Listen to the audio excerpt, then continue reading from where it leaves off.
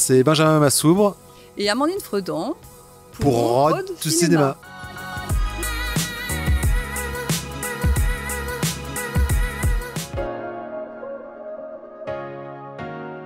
Alors sa genèse, en fait, au tout départ, c'est l'ambition de deux producteurs qui avaient très envie, parce qu'ils sont excessivement fans de Sampé et de Goscinny, de faire un film autour de leur univers, autour du petit Nicolas, mais aussi qui leur rendrait hommage à eux. Et donc ils ont beaucoup cherché la forme, c'est pour ça qu'Anne Goscinny est très vite arrivée aussi dans le projet pour les épauler, pour apporter des choses. Et au début, le film était un documentaire qui mélangeait images d'archives et animation. Et il se trouve que le projet évoluant, ils ont voulu aller vraiment plus à fond dans la biographie des auteurs. Et c'est un peu à ce moment-là qu'on est arrivé avec Amandine, et on a pas mal réécrit le film avec Anne pour lui donner toute cette portée autobiographique autour des auteurs. Et nous, ce qui nous a beaucoup touché, Amandine et moi, elle le dira mieux que moi, mais c'était de parler de résilience, de parler de deux hommes en fait qui se sont fait un peu voler leur enfance. Un parce qu'il a perdu une partie de sa famille dans la Shoah, l'autre parce qu'il était victime d'un beau-père abusif, et qui se sont relevés pour aller chercher de la poésie tout le temps, et qui ont vécu en fait à travers Nicolas des choses qui leur ont été interdites à eux enfants. Et du coup, c'est ce qui nous touchait beaucoup dans leur histoire. C'est pour ça qu'on a voulu en faire un film.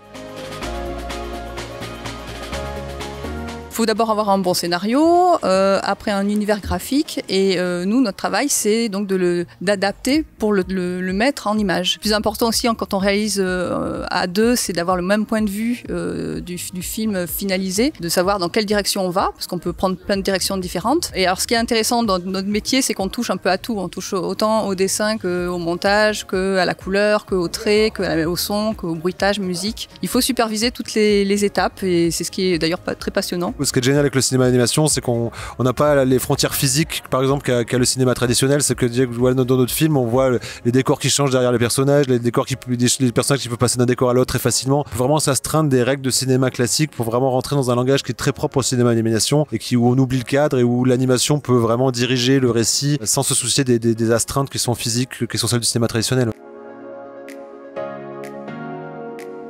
Ce que je dis souvent, c'est que l'échec fait partie du processus de manière complète. C'est dans l'échec qu'on apprend aussi beaucoup, et de surtout jamais baisser les bras en fait. Que tous les gens qu'on voit qui ont réussi à faire du cinéma, en général, ont subi des échecs cuisants et nombreux avant d'y arriver. Très rares sont ceux qui sont arrivés du premier coup. Donc voilà, surtout ne jamais baisser les bras. Si on ne baisse pas les bras et qu'on est assez têtu, en général, on finit toujours pour y arriver d'une manière ou d'une autre.